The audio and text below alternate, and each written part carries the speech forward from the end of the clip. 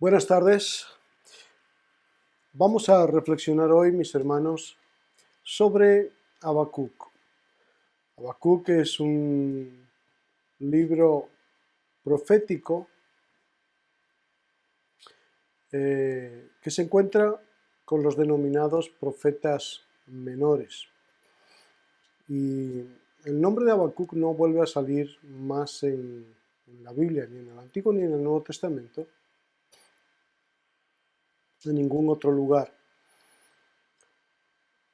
Habacuc recibió una palabra de Dios y hubo en él incomprensión para ese propósito, pero después finalmente recibió más entendimiento, ¿verdad? Como vamos a estar viendo. Habacuc significa uno que abraza, uno que abraza. Y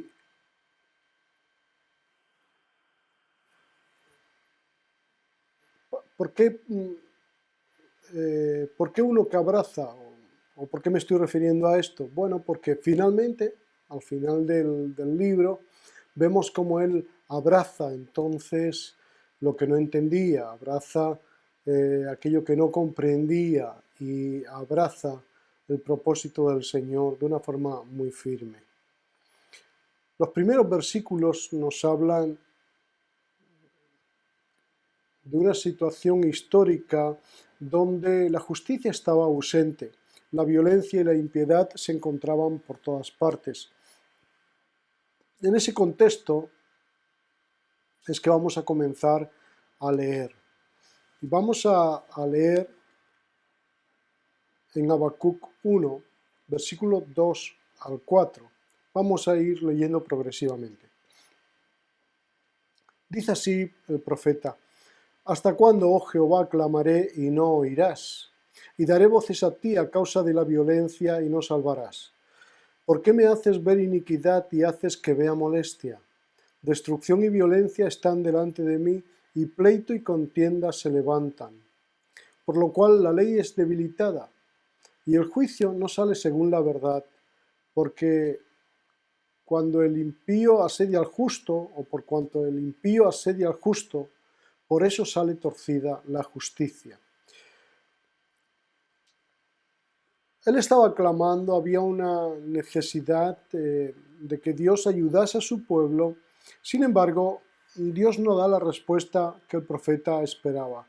Dios estaba enviando a los caldeos, a un pueblo que era bastante despiadado, y los estaba mandando para hacer guerra y para castigar de esa manera a Judá. Habacuc 1:6 dice: he aquí yo levanto a los caldeos, está hablando Dios, nación cruel y presurosa, que camina por la anchura de la tierra para poseer las moradas ajenas. Esto creó un gran problema en la mente de Habacuc. No podía entender lo que Dios iba a hacer. ¿Cómo podía Dios usar a los caldeos para juzgar a un pueblo que era más justo que aquellos? Habacuc 1, 12 y 13 leemos: ¿no eres tú desde el principio, oh Jehová Dios mío, santo mío? No moriremos, oh Jehová, para juicio lo pusiste, y tú, oh roca, lo fundaste para castigar. Muy limpio eres de ojos para ver el mal, ni puedes ver el agravio. ¿Por qué ves a los menospreciadores y callas?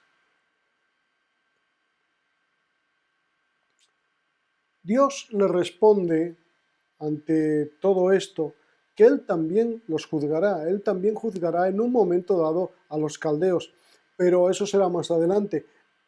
Y eso no consuela a Habacuc en ese momento. El profeta esperaba de parte de Dios una defensa total hacia su pueblo. ¿Por qué ves a los menospreciadores y callas cuando destruye el impío al más justo que él? Esta es la recriminación del profeta hacia Dios. El profeta olvidó que la exigencia divina es mayor que aquel que recibió, es mayor para aquel que recibió mayor luz, ¿verdad? Lo que le pasó a Habacuc no difiere de lo que le ocurrió también a Job. Discutían con Dios, tanto Job como Habacuc, pero a través de la experiencia que tuvieron con el Hacedor, alcanzaron un entendimiento más profundo de la soberanía divina y una fe más firme en Él.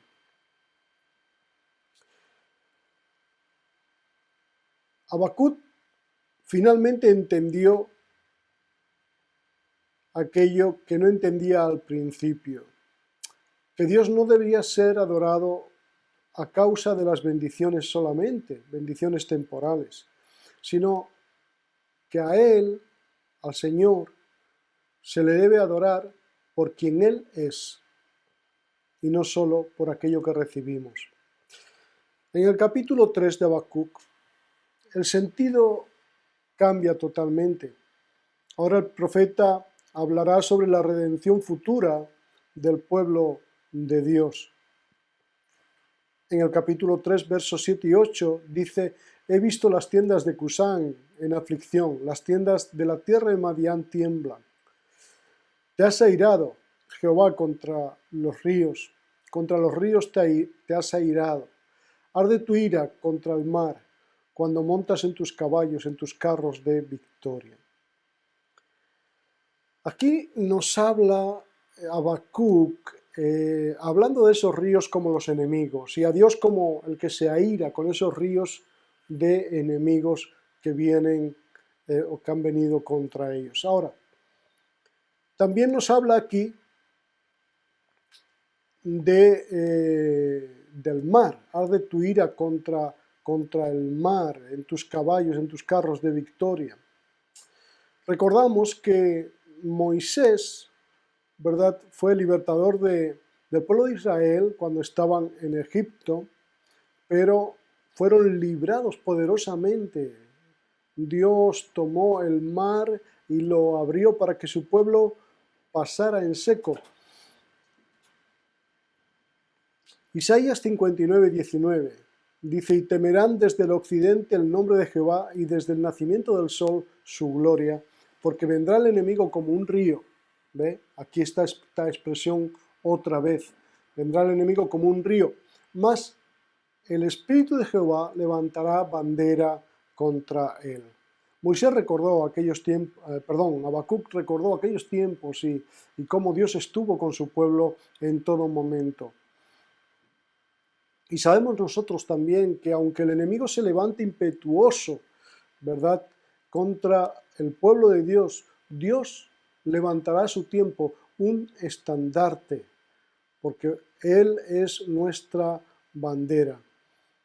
Y dirá: hasta aquí puedes ir. Dios tendrá control, controlará esa embestida y no le dará derecho para seguir adelante. Dios cumplirá con toda justicia siempre. No ha dejado de hacerlo ni una sola vez con su pueblo amado. De eso podemos estar con total seguridad. Y Él lo hará en el momento, eso sí, en el momento que Él ha decidido, en el momento que es oportuno según su tiempo, el tiempo suyo y no el nuestro. No solo hacía justicia sobre las naciones enemigas, sino también lo hizo sobre Israel, su pueblo. De ahí la confusión de Habacuc, que veía que Dios enviaba al caldeo contra el pueblo de Judá, siendo que estos eran mejores que aquellos. Todo esto lo veía Habacuc, pero la realidad es que el pueblo de Israel se había apartado de Dios en ese tiempo y Dios está tratando con el pueblo en base a estos enemigos que mandan en este momento. Habacuc recuerda lo que Dios hizo en el pasado, como hemos dicho.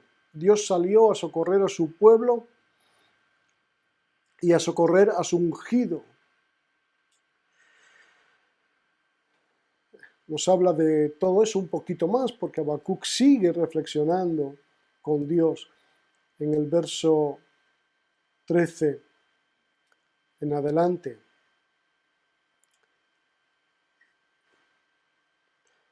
Y en el 15 también dice, caminaste en el mar con tus caballos, sobre la mole de las grandes aguas.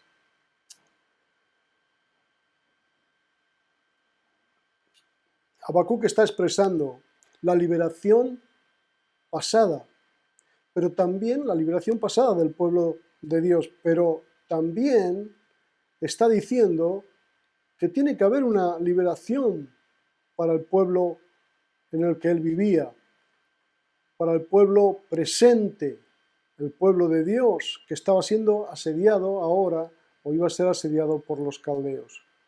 De todo ello observamos que Dios hace las cosas en su tiempo, Él hará justicia, ¿verdad? Él ejecutará venganza de sus enemigos. Deuteronomio 32, verso 35 y 36 dice, mía es la venganza y la retribución, a su tiempo su pie resbalará porque el día de su aflicción está cercano.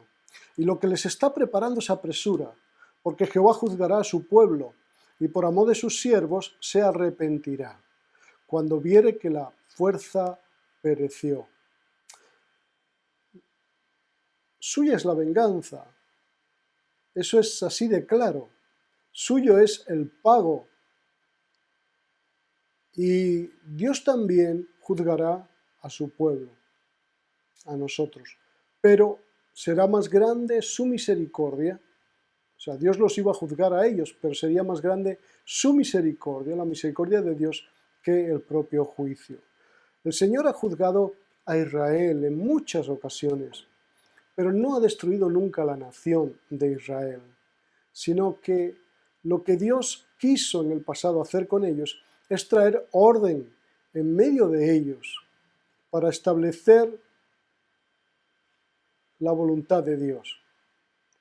En Habacuc 3, 16 al 19 dice, oí y se conmovieron mis entrañas, a la voz temblaron mis labios, pudrición entró en mis huesos y dentro de mí me estremecí.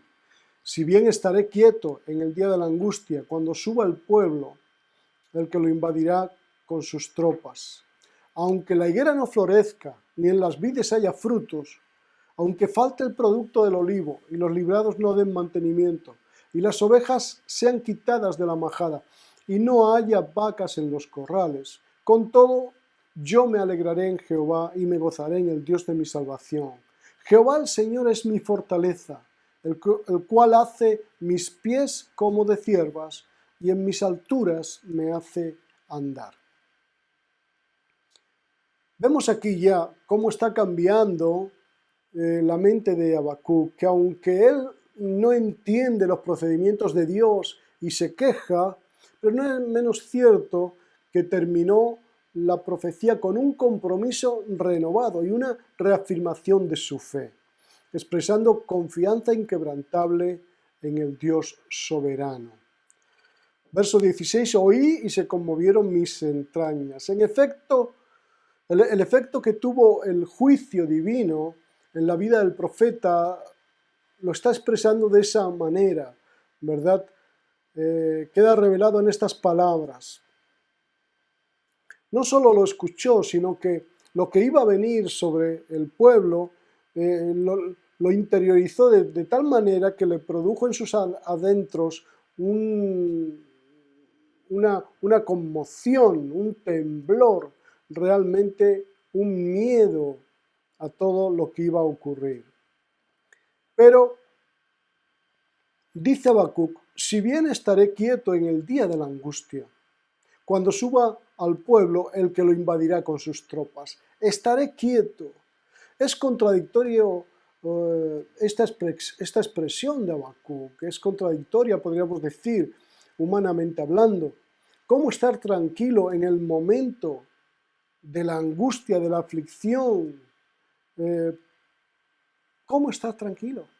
¿Cómo uno puede estar tranquilo? Bueno, Habacuc encontró la razón para poder estar tranquilo, porque identificó claramente que era la intervención de Dios, que Dios es soberano y Él es el que interviene en la vida de los hombres y aún en las naciones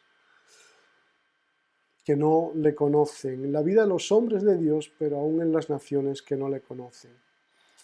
Tenemos que aprender a poner en práctica los principios de Habacuc, confiar en Dios por encima de nuestro entendimiento o falta de ese entendimiento.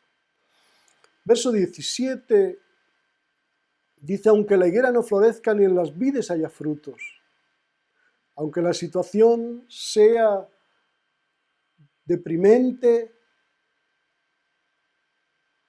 y no haya ovejas en la majada ni vacas en los corrales, es evidente que estas palabras se dirigen al pueblo de Israel, ¿verdad? Porque además están usando los términos naturales de lo que era la riqueza de ese pueblo. Aunque la higuera no florezca ni en las vides haya frutos, aunque falte el producto del olivo y los labrados no den mantenimiento.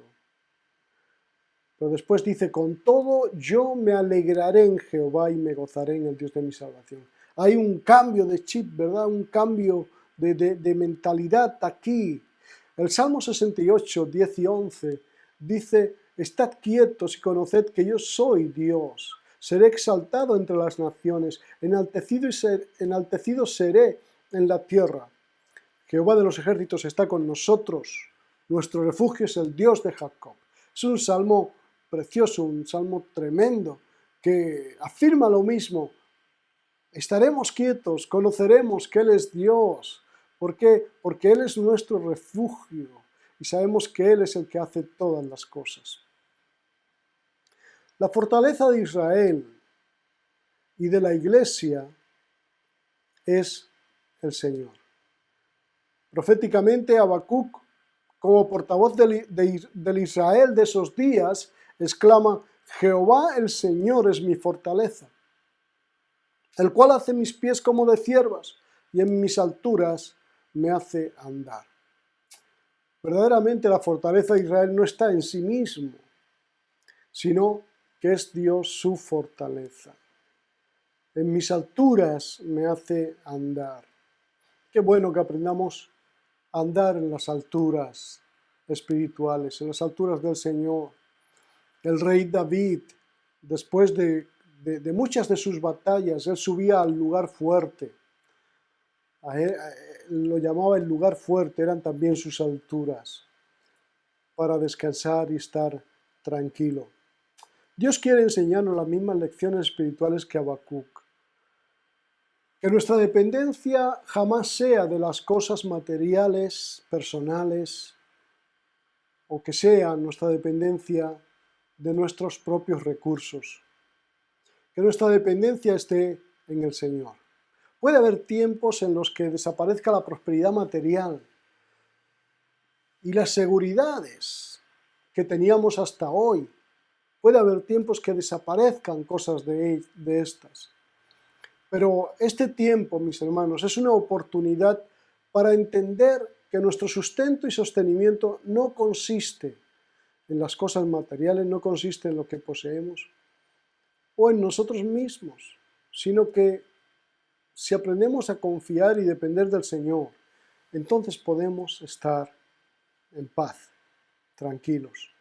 Mateo 6, 25 y 26 dice, por eso os digo, no os preocupéis por vuestra vida, qué comeréis o qué beberéis, ni por vuestro cuerpo qué vestiréis. ¿No es la vida más que el alimento y el cuerpo más que la ropa? Mirad las aves del cielo, que no siembran ni siegan ni recogen en graneros, y sin embargo vuestro Padre las alimenta. ¿No sois vosotros mucho más valiosos que ellas? En otro lugar, en Juan 15, 5, Jesús dijo, yo soy la vid verdadera, vosotros los pámpanos, el que permanece en mí, yo en él, éste lleva mucho fruto. Nuestra confianza absoluta no puede basarse en nada que nuestras manos puedan manejar o nuestra cabeza pensar, sino en aquellas cosas que están sujetas a su voluntad.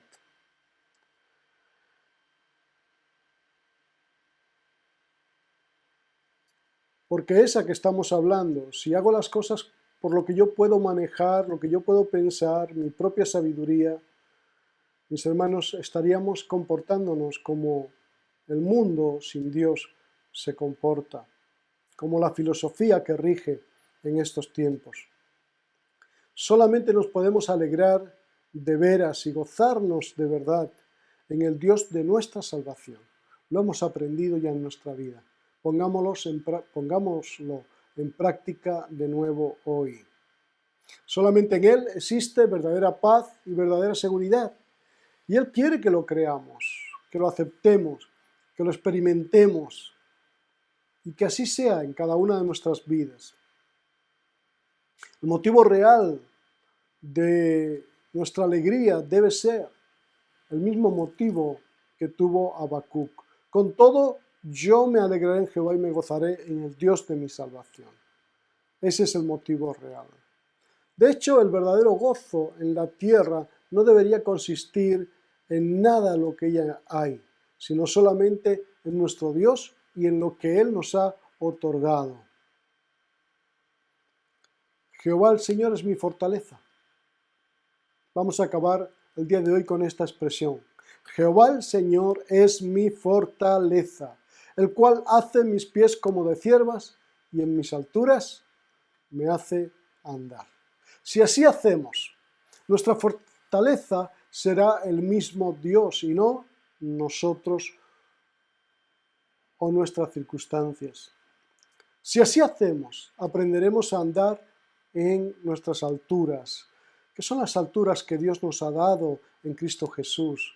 Son las alturas de la vida espiritual, son las alturas del Espíritu Santo.